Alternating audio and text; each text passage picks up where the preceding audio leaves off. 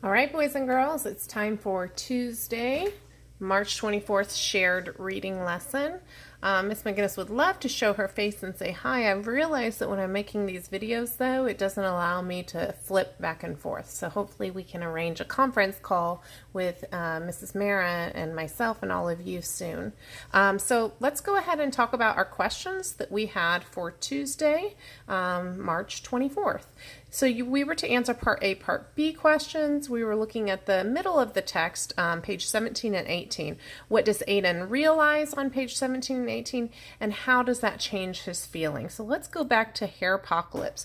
If you remember, Aiden was struggling with his hair. He felt like his hair had a mind of his very own. The kids were making fun of him. Even at school, they spotted his crazy hair. The kids would shout, making fun of Aiden Allen's hair. And so you can see immediately how he's feeling embarrassed. He says, stop doing this hair, because it's like he can't even control it, right? And so it said, but his hair did anything but stop. And so his hair is getting into all kinds of problems. It's knocking things over, splattering things. You can see that other people around him are feeling frustrated as well. He says, stupid, stupid hair on page 15. So then we realize he is just completely irritated. He refers to his hair as forming a giant, dangerous raptor that blew over Noah Foster's milk and right onto his pants. So again, everyone around him is feeling frustrated as well. And then he says, you're just the worst hair in the world, because it felt like an octopus creature wrapping around all his friends and into a nearby puddle, just making a mess of everything. So now we have to look at page 17 and 18, because when we look back at that text question, it says, what does he realize on page 17 and 18? So let's look at it closely. So after recess, Aiden felt defeated, and his hair was worse than ever. I like how the author puts worse than ever, those phrases in all caps. That's really to show voice and how Aiden really feels strongly about that thing, that his hair is worse than it's ever been. Telling his hair what to do wasn't working. Yelling at his hair wasn't working either.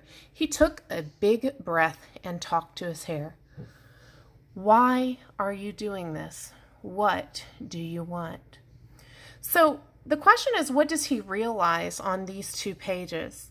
And so we can use our text evidence to help us. We realize here, Aiden realizes that telling his hair what to do and yelling at his hair is not working. Instead of telling and yelling, he needs to take a deep breath and talk to his hair calmly. And I know I can relate to that as a mom. Sometimes my own children, if I tell them or yell at them, that's not effective. Whereas if we just take a deep breath to relax and talk calmly, they tend to respond better. So I'm excited to read on and see what actually happens when he realizes this.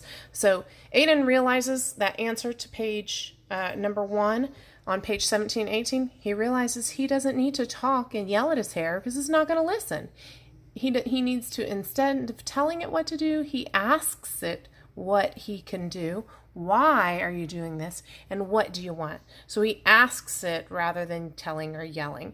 And so how does that change his feelings? Well, let's read on to see. Right now, he's finally starting to realize, though, that he can just kind of calm down, take a deep breath.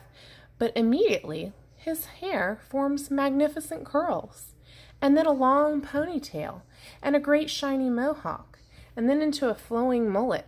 And you can see he's so surprised. Look at the illustrations, the looks on his faces. And it says, so you want to be styled? No way. There has to be another way to make you happy. And for a moment there was silence, and then a bit of air moved through his hair, and it says, wash me. So go back to that text. How does that change his feelings? Well, he realizes instead of telling his hair and yelling at his hair what to do, he needed to ask it what to do, and it told him what to do. It said, wash me. And so that changes his feelings, because he starts to realize, oh, well, the reason why my hair is so gross is because I'm not washing it. It needs me to wash it. Okay, so let's look back at our other questions. What words and illustrations help you understand your answer to number 1? Well, we just talked about that. Let's go back.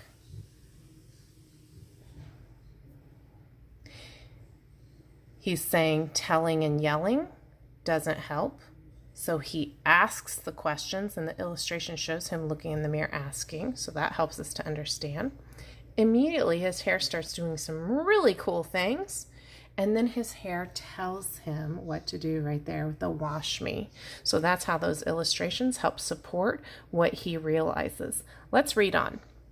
On the bus ride home, Aiden and his hair discussed a plan to fix their issues. Aiden was exhausted. Clearly, his hair was exhausted too. It lay lifeless and flat, looking even worse than usual. That night, Aiden took a shower before his dad asked him to. He sang a song and sudsed up. Aiden and his hair had come to an agreement. Aiden would wash every weekday, but weekends were his days to be totally grubby. And so then on these pages, his dad even says, well, your hair looks fantastic, but your shirt is dirty. Remember, he's a grubby kid, right? His shoelaces are untied. He says, I'm a grubby kid, Dad. I'm doing the best I can right now. Gotcha, buddy, Dad said. So that's kind of how the story ends, right? He ends up going to school less grubby and a little more confident because his hair is now clean. So when we look at Tuesday's questions, we already talked about that realization of asking his hair and how that changes his feelings. It helps him to realize that his hair just needs to be washed. We talked about what the illustrations are showing because that illustration said, wash me. So then let's look at number 3. How does Aiden feel about his hair on page 18? So let's go back to page 18. Right here. Why are you doing this? What do you want? His hair's all crazy.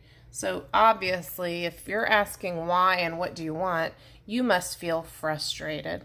So number 3, part A is frustrated. And what evidence from the text supports that? Well, we just realized right here, the evidence from the text that supports it is when he says, why are you doing this? What do you want? And you can see the look on his face too. That shows he's frustrated because his hair is every which way.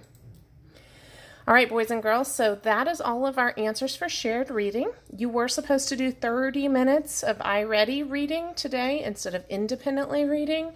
And then your writing lesson today was to write a journal entry about what's happening in your life today.